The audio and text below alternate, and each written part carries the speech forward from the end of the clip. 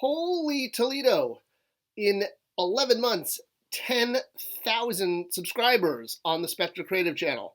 Wow, thank you, thank you, thank you to all of you for supporting the channel. This is like amazing, well above kind of what I expected. You guys made it. I mean, this could not have been a channel if you guys were not supporting it, and I honestly cannot thank you enough for watching the videos, subscribing. Huge thank you to Steven Jimenez for doing the opening and all those cool animations in the beginning. He did an awesome job.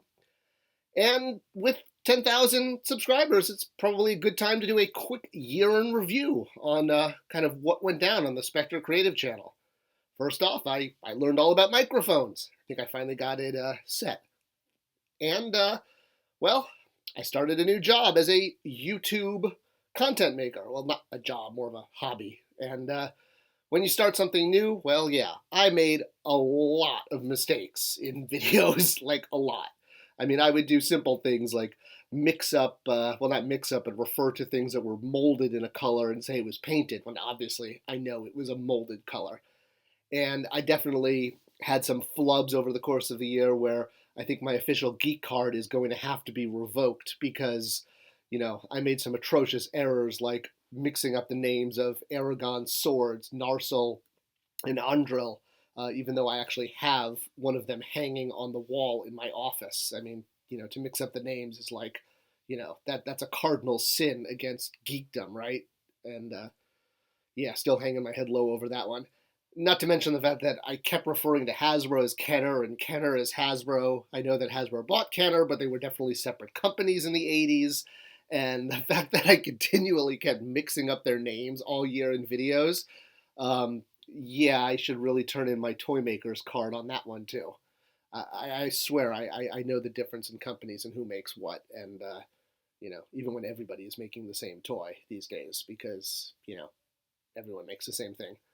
Oh yeah, and saying Nintendo, you know, made the Pac-Man cartoon when you know everyone knows Pac-Man is not a Nintendo game at all, except when it is a Nintendo game. But yeah, Namco did that. And then of course there is when I referred to He-Man's sword as the most iconic sort of fantasy sword of all time, and not one, not two, but probably 250 people noted that Excalibur is the most noted fantasy sword. But what does it look like? Nobody knows what Excalibur looked like. Does it look like this sword or that sword?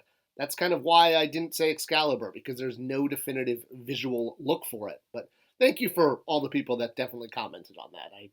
I'm always happy to get positive comments. And speaking of positive comments, forgetting all the mistakes I made, which are definitely plentiful, let's talk about the good things. Well, we introduced the whole world to learning hieroglyphics through doodling with purpose.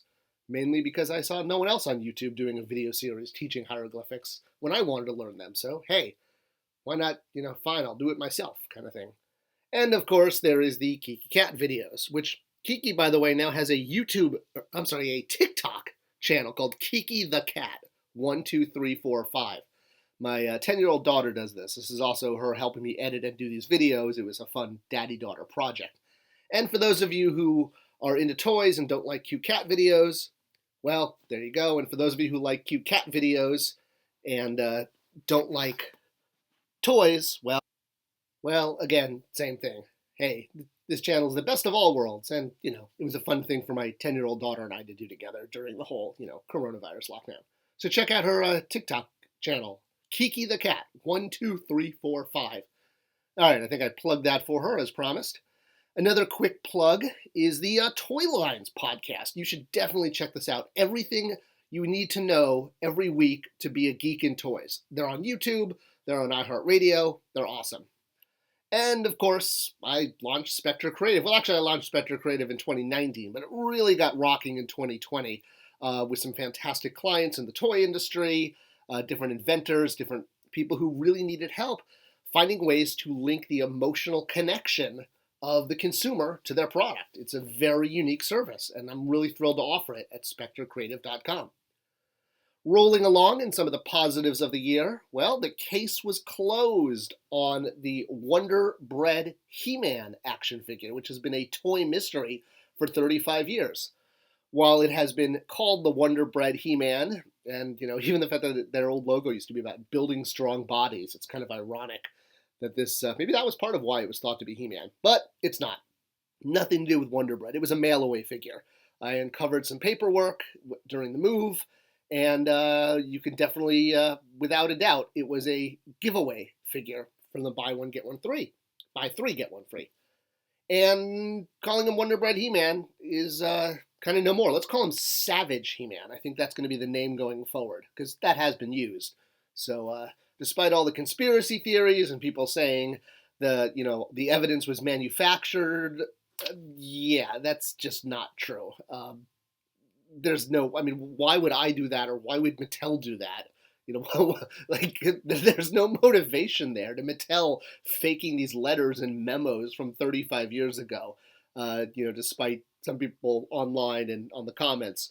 And what I would really say to all of that is, while Wonder Bread He-Man is huge to us, and solving that mystery is so important to us as toy collectors, for a company like Mattel, this is really not a priority. And so for people who wonder why Mattel never had evidence about this, well, the answer is Mattel's a $7 billion company, and they have other things to basically keep their eye on besides a 35-year-old giveaway figure.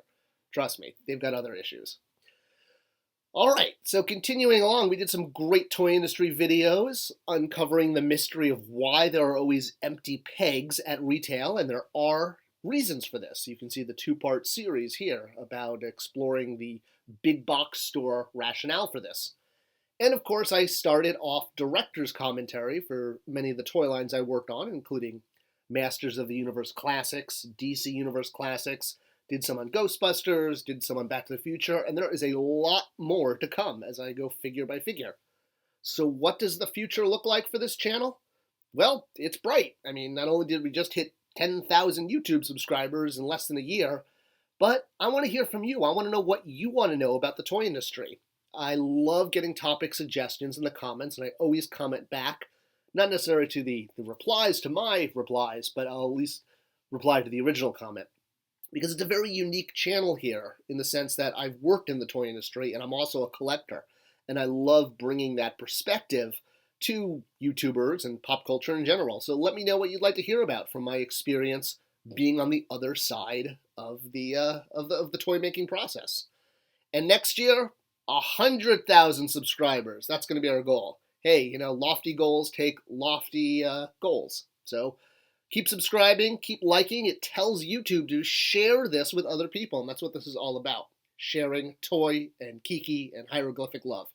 Thanks for watching, and have a great 2021.